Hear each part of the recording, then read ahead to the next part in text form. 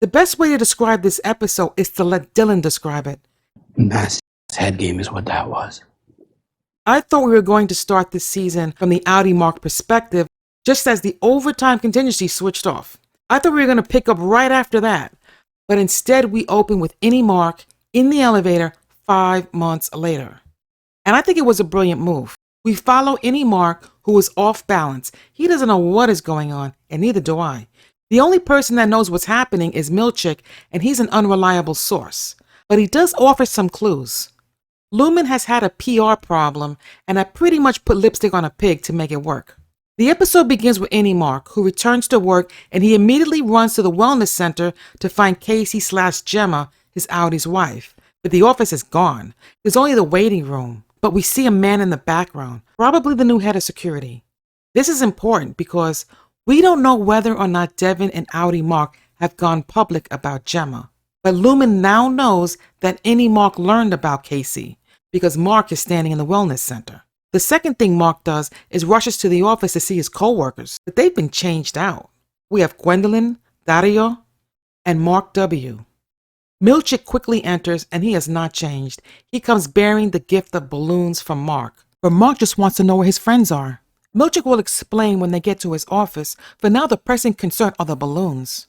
He ensures Mark that he can leave his balloons in the foyer outside his office and nothing will happen to them. This is all part of the head games to make Mark feel like Milchick is doing him a favor while distracting him from the important issues. Milchick tells Mark that it's been 5 months and what they did was painful to the company and to him.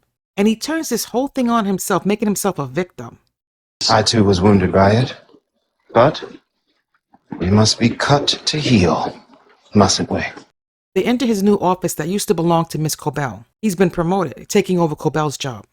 Milchick informs Mark that he and his co-workers are the face of Severance reform and shows him the Kia Chronicle. On the cover there's an article and it has an image of a parade honoring the 4 Audis. But the Audis aren't the ones trapped in the office. They aren't the ones who rebelled, but they received the glory for something they didn't even do. It should be the innies that get the parade. And there's a lot of blackout on the newspaper to keep the innies from knowing what's going on. They're not allowed to know anything that's going on the surface. Milchick goes on to blame Cobell for how the innies were treated and that she wanted a throuple with both Marks.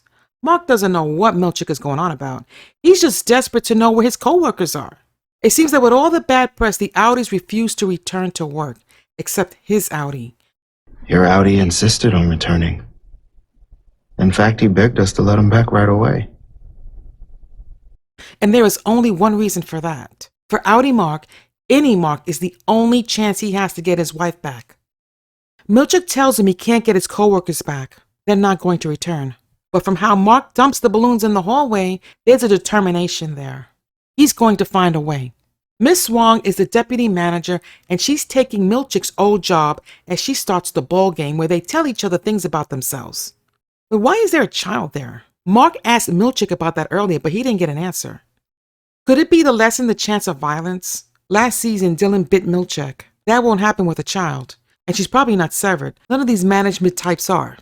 It's another day, and Mark wants nothing to do with this new team. He wants his old team back. So he devises a plan. He writes a note and plants it in Mark W.'s pocket, making it look like Mark W. wrote it. But our Mark is quickly found out when he returns the next day. Milchick is all upset about the note because it called him a shambolic rube. Mark demands his team back, but instead Milchick demotes him and makes Mark W. the lead. Mark diverts them to the kitchenette. He says he did something to it, and when they go to check on the kitchenette, Mark sprints to Milchick's office and talks to the board. He tells him he wants his co-workers back. They deserve a chance to decide for themselves what they want to do. The plan is a good one, not just because he was able to get access to the office, but because he created doubt in his new team. They don't trust him, and they never will. Milchick orders Mark to leave. Mark returns, but the floor looks different. That painting isn't supposed to be there. But that doesn't matter when Dylan steps out of the elevator. He reads the title of the painting, Keir Pardons His Betrayers. Irving steps out, and eventually Helly. Mark has his team back. Miss Wong escorts them to the break room. And it's not like it was before. It's now a mini theater, but without the popcorn. They watch this corporate video that all innies will have to watch when they start working at Lumen. The video takes their rebellion, which they term the Macrodat Uprising, and transforms it into an animated pro-Lumen propaganda tool. They even thank Kier for the uprising. The spin is that the uprising allowed Lumen to understand that changes needed to be made. The innies will have more snacks and dunking for pineapple games and some other extras. After the video finishes, they are told they will no longer be any cameras or any kind of listening devices, but mostly they are fed the Super Bowl of propaganda, which is at the end of each day, the innies will decide whether they want to work there or not. The outies will no longer be the ones to make that decision.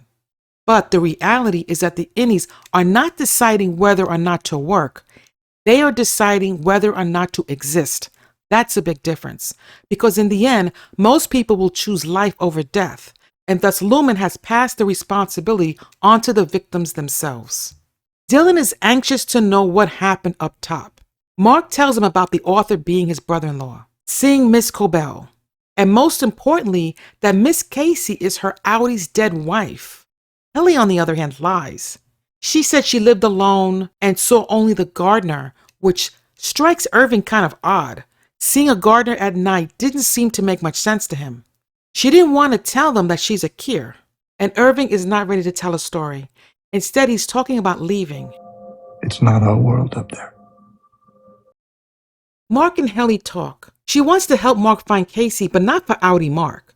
Casey is one of them and deserves to be helped, but the outies are a different matter altogether. Helly and her outie are both strong-headed, but they are on opposite sides of this issue. Helly is having a hard time seeing herself being connected in any way to the Kier family, who are the face of the enemy for the innies.